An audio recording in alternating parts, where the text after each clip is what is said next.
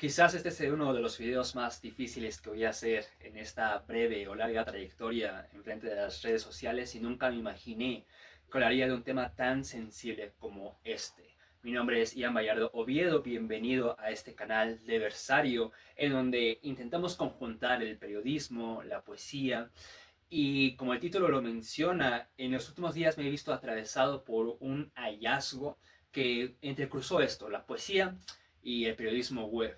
¿Por qué? Porque en medio de los miles y millones de archivos que se han desclasificado sobre el empresario Jeffrey Epstein, que fue acusado de estar involucrado en una red de abuso de mujeres y menores y también de tráfico, en medio de todos estos miles y millones de documentos judiciales, testimonios que mencionan a una cantidad de empresarios intelectuales internacionalmente, en medio de todos estos millones y millones de documentos que ahora están difundiéndose en redes sociales, hay un documento que me atravesó por su sensibilidad, pero también por la magnitud de brutalidad que se puede hallar en él.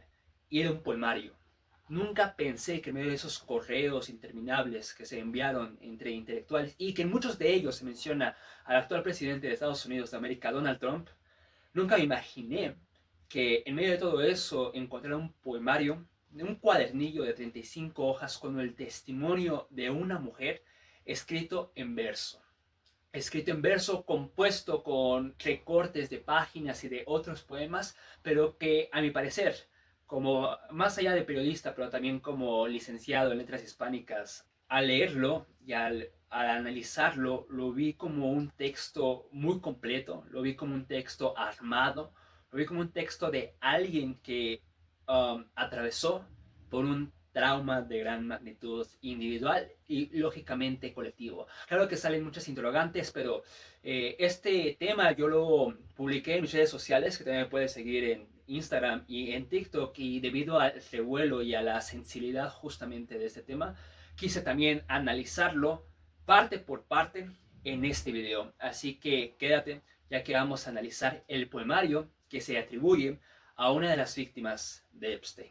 Antes de continuar con este video, quiero sensibilizarme con este tema y reconocer que este problema, que es justamente sobre el abuso a gran magnitud, es inhumano, es cruel.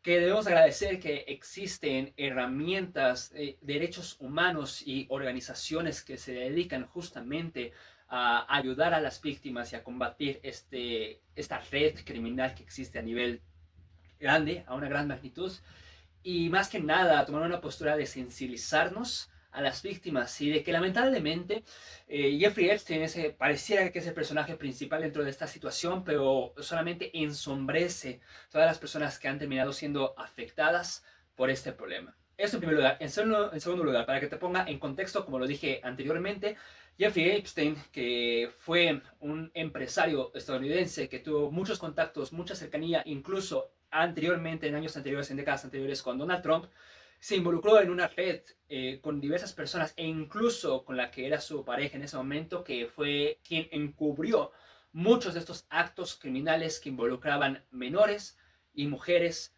jóvenes de edad.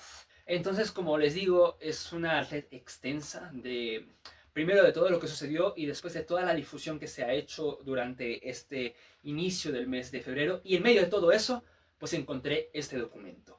Deben de saber que la primera vez que vi esa imagen, pues lógicamente para verificar si era cierto, uno puede googlear Departamento de Justicia Epstein en Google y de esta manera poner en la búsqueda uno de estos palabras que se encuentran en el documento y saldrá justamente el documento oficial de este poemario que en breve vamos a estar analizando y leyendo algunas partes. Acá mismo yo tengo como la traducción y vamos a irlo como desplegando de una manera intuitiva. No quiero hacer esto de una manera teórica, por así decirlo, solamente de una manera intuitiva para poder como explicarlo a cualquier persona. Inicia así. Cierra los ojos, cierra los ojos, cierra los ojos. No hables, ella no habla. No puedo dejar de temblar y ya pasó una semana. Se tomó una decisión, pero no puedo decírselo a Jeffrey. Esas cosas pasan. ¿Por qué no cerré los ojos suficientemente rápido? El doctor era distinto, otra vez, creo que de Israel. En esta primera hoja, lo primero que impactó de esta primera hoja justamente fue que está ordenado en versos, aparentemente justamente en versos libres, sin rima, y al ver esta primera hoja fue cuando me dio la impresión de que quizás estaba viendo un poemario. Lógicamente fui desplegando hacia la parte de abajo para comprobar justo esta intuición, y lo primero que aquí vemos es el momento en el que ocurre un parto. Más abajo dice, como la sensación cuando te duele el estómago y tienes que pujar. Sangre y agua por toda la cama, y ella tiene razón. Cuando se refiere a ella, se refiere a la pareja de Epstein, Ghislaine, si no me equivoco en mencionar el nombre, que en ese momento estaba acompañando a la mujer víctima y autora de este documento que estaba dando a luz a su bebé. Y está escribiendo, vi entre sus dedos una cabecita y un cuerpecito diminutos en las manos del doctor. Descendiendo en el documento podemos encontrar que no solamente está trasladado a una página Word, por así decirlo, sino que el documento en PDF respeta las marcas a lápiz que la persona hizo, que la víctima hizo durante la realización del documento. Tenemos letras en rojo, tenemos manchas, tenemos acá la tercera hoja en la que continúa su testimonio y sigue redactando el impacto emocional en el que ella está. No puedo ir a la escuela así, no puedo dejar de temblar porque nadie hace que se detenga. Como podemos ver acá, esto creo que es importante mencionarlo. En medio justamente de todos estos documentos judiciales, que exista un testimonio escrito poético, yo por eso quise hacer el video, por eso quise honrarlo, si se puede decir de esta manera, reconocerlo, porque que haya sido en poesía no lo hace menos a cualquier otro documento judicial, demanda, testimonio, lo que sea. Sus emociones, su trauma continúa siendo válido, a pesar, más allá de que esté escrito en versos. Y creo que eso también es plausible y más que nada también para reconocer a la víctima y autora del documento, ¿no? Habla del bebé que perdió. Como dice en la hoja 5, escuché un alarido, ¿por qué dejó de gimotear? Ella nació, escuché el viaje en la limusina, ya no puedo con esto. Encontramos más abajo y acá en la hoja 6 es cuando empezamos a encontrar los recortes que empezó a realizar y a pegar de manera intervenida. Investigando brevemente, eso se puede calificar como poesía visual, pero creo que poesía visual también puede ser algo que esté escrito por el autor, en este caso, por ejemplo, un caligrama que emula la figura de lo que se está hablando, pero acá se está haciendo con recortes. Lo más parecido podríamos definirlo como un collage poético o como un quebrantahuesos que se realiza justamente con partes de un periódico. Nada más para decirles como la explicación de qué es un quebrantahuesos para que no nos perdamos, es probablemente el término más exacto para definir lo que es este documento, que consiste en recortar titulares, frases o palabras sueltas de periódicos y revistas para pegarlas sobre un soporte y formar un mensaje nuevo. Y como ven en la hoja en la que ahora estamos, tenemos diferentes mensajes, tanto con periódico como con palabras en rojo. Y tenemos el primer poema de la poeta estadounidense Sylvia Plath que aparece en el documento. Si ves, hay un número 124 de página. Quiero pensar que entonces la persona recortó la hoja del poemario de Sylvia Plath y lo pegó. Y es el poema que titulado Nacido Muerto. Si hacemos brevemente la traducción, los primeros versos dicen lo siguiente: estos poemas no viven, es un diagnóstico triste. Les crecieron bien los dedos de las manos y los pies. Sus pequeñas frentes se abultaban por la concentración. Si no pudieron caminar como personas, no fue por falta de amor maternal. Y lo vuelvo a decir, pareciera que el poemario se construye lentamente y de una manera muy alrededor del tema de la pérdida, de la maternidad y del sufrimiento.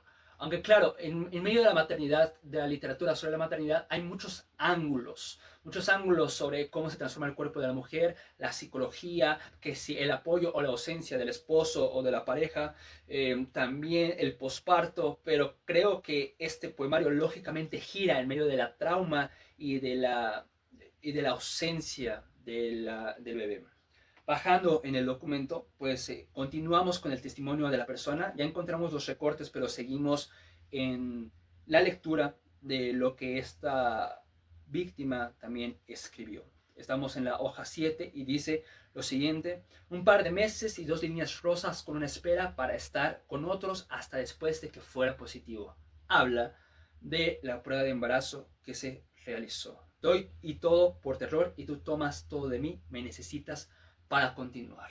Vemos totalmente el ambiente de manipulación que sufrió la persona y el tipo de poesía testimonial que está empezando a escribir, no solamente en los acontecimientos, sino también en su mundo interno. Descendemos más en el documento y vemos más recortes intervenidos, más letras por parte de la persona, y continuamos con su lectura. Y hay una frase brutal que este es el momento en el que yo pienso que literariamente hablando, técnicamente hablando, disculpen, el poemario está muy construido porque hay una correlación entre lo que se escribe y los recortes que se añaden al documento. ¿A qué me refiero? O sea, el testimonio, además de redactar la historia que aconteció, que ocurrió, incorpora los recortes a la escritura. ¿A qué me refiero? Hay una frase que ella escribió, pero que también está presente en un recorte. Y es la siguiente y es muy difícil de poder leerla. Dice lo siguiente: a diferencia de las drogas, el cuerpo de un niño puede venderse una y otra vez. Bueno, es difícil poder leerlo. En la hoja 10 justamente encontramos esta intervención entre lo que se recortó y añadió y a la par que ella misma completa para unificar un verso. Por ejemplo, tenemos en traducción: desafortunadamente el departamento de finanzas también es, y ella escribe, familia. Pareciera que lo que la autora quiere explicar es que justamente el sistema gubernamental o institucional del gobierno también actúa como un agente que se distancia o que tiene colaboración con otras personas, y así realmente estos tipos de casos pues son anulados o ignorados, porque pareciera que es todo eso por confabulación, ¿no? Colaboración. En hoja 13 dice: controlada todo por Jeffrey, todo el tiempo, escapar de todo e ir a Nuevo México. ¿Qué demonios? Esto no tiene sentido. Y la escuela de las bambalinas. Hay un detalle acá del poemario que es brutal y que pareciera que revela mucho la mentalidad de Epstein a realizar todo esto. ¿Por qué? Porque pareciera que aquí viene una de las ideas locas de Epstein, que con su ADN y con muchas mujeres él podía regenerar genéticamente a la raza humana. Dice el verso: reserva genética superior. ¿Por qué yo? No tiene sentido. Por mi color de cabello y de ojos. Pero pensando en estas teorías estúpidas e insanas que él tiene. Los comentarios sobre el piano y la música se hacen para convencerme de que esto es correcto. Síntesis: una raza mejorada. Gracias al ADN del empresario Jeffrey Epstein. Encontramos más recortes que también forman parte de la lectura. Y aquí tenemos una pequeña intervención gracias al Departamento de los Estados Unidos que ensombreció algunos nombres, ya sea de víctimas para defenderlas o ya sea de colaboradores dentro de la red de Epstein. Y lo que se sospecha en redes sociales es que muchos de estos partes ensombrecidas oculta el nombre de Donald Trump, pero no se sabe con exactitud en qué momento sí y no aparece. Pero bueno, en fin. Bueno, bajamos, tenemos más recortes y más anotaciones de la mujer. Tenemos también manchas rojas, al parecer, pintura, no sabríamos decirlo con exactitud. Y hoja 19 dice lo siguiente: estoy más allá de estar rota. Solo tuve de 10 a 15 minutos para sostenerla y alimentarla antes de que se la llevaran. Es mía, la quiero de vuelta, destrozada. Aquí es justamente el momento clave en donde ella afirma que se le fue arrebatada a su bebé tan solamente minutos después de haber nacido. Y justamente esto forma parte de la red criminal en la que colaboró, o ¿cómo se llama?, encabezó Jeffrey Epstein. Tenemos más el segundo poema de Sylvia Plath, subrayado y recortado porque yo intuyo justamente que está recortado porque viene el nombre de el número de la página, 216. Encontramos más unificado tanto las anotaciones de ella como los recortes que que tuvo de revistas, ¿no? Hoja 21, apenas sobreviví a esos procedimientos, mi corazón se fue. Aumenta y explica el dolor que tuvo en medio de esta situación. Encontramos más recortes. Después tenemos hoja 23. Dice así, dijo que había nacido para asistir partos y que lo hacía desde antes que yo naciera. Estamos en el momento justamente del parto, similar al último, con inyección y gancho, pero demasiada sangre, con tanta agua y un dolor insoportable. Puso sus manos dentro de mí y parecía preocupada. No entendí algo sobre el bebé mirando hacia el lado equivocado. Entonces vemos como una intervención quirúrgica. Es ahí donde está ambigua la situación de si un parto, si un aborto, una intervención. Estamos en medio de esta situación. Encontramos más anotaciones de la persona al azar y hoja 25. Estaba aterrada al ver tanta sangre en mi cama, pero solo después de 15 minutos el señor vino a llevársela. Yo estaba histérica. 4 libras, 10 onzas, 18.5 pulgadas de largo, con hermosos dedos largos. Estoy muerta por dentro. La vida no tiene sentido. No quiero estar aquí. Es difícil leer esto. Y tenemos el tercer poema que aparece en la hoja 27 de Sylvia Plath y que también ella misma interviene. Es interesante porque en el primer verso que dice The Woman, la tacha y ella pone The Girl. Y abajo subraya está muerta. Entonces ella misma también interviene en el poemario, en los poemas incorporados de Sylvia Plath para poder mantener la línea temática del poemario. Pero la selección y el hecho de que haya leído a Sylvia Plath, pues me hace conocer a una persona que justamente tenía este conocimiento poético para armar un texto, un conjunto así. Son intuiciones, ¿saben? O sea, hay otro tipo de intuiciones y otro tipo de preguntas que todavía no son respondidas. ¿Qué sucedió con esta mujer? Si está viva. ¿Y por qué? Porque las víctimas que actualmente están vivas están contraatacando o demandando que muchos de los documentos que publicó el Departamento de Justicia están mencionadas. Entonces ellas también están levantando la voz porque aparecen muchos sus nombres, no todo fue de manera examinada a la perfección. Entonces no sabemos si la autora de esto sabe que su poemario, su texto fue revelado. Entonces todo este tipo de intuiciones y preguntas interrogantes continúan en el aire. Hoja 28, para ya a punto de terminar. Castigo por intentar huir porque nadie puede ayudarme. Ghislaine se ha ido, estoy tan perdida y con el corazón roto. Este es mi destino. Y es difícil intentar entender cómo se va a armar, cómo la situación traumática o varias situaciones traumáticas definen, pareciera que moldeando lamentablemente la mentalidad de la persona para poder expresarse de esa manera y de esa manera, ¿no? No equivocada, solamente que lamentablemente el trauma empieza a crear una narrativa dentro de la víctima, ¿no? Más recortes. Justamente encuentra la palabra destino para incorporarla entre los recortes. Hoja 30. Todavía sueño con construir un mundo mejor. Creo que es la mejor manera en la que podemos mantener al final del poemario una breve esperanza en cuanto al mundo que nos rodea. Ella dice, todavía sueño con construir un mundo mejor. Ella pasó a ser una hermosa niña joven o una niña triste y rota, pero quizá con la esperanza de que después de todo todavía realmente lo tenía dentro de sí. Algún día aspiró a ser así. Entró como un cordero y salió como una leona. Y más recortes, y es aquí donde te digo que hay una construcción entre lo que se escribe y lo que se recorta, porque ella, el último que aparece en la hoja 31 es esta misma frase, entró como un cordero y salió como una leona, también está entre los recortes, ¿no? Hay una asimilación y una relación entre ambas cosas. Y bueno, al final pues otro recorte de una menor de edad. Bueno, como dije, es un documento sensible, es un documento que tanto, y si quieres leer la nota que hice respecto a eso, puedes encontrar la nota que publiqué días anteriores o también algunas conclusiones a las que llegué en mi Substack. Esto también fue publicado en TikTok y bueno, armó un revuelo en donde el debate pues fue triste, lamentable, empatizando con la persona, pero también despreciando a toda esta red que existió con Jeffrey Epstein y que todavía lamentablemente existe a nivel nacional, internacional, bueno, distinto, ¿no?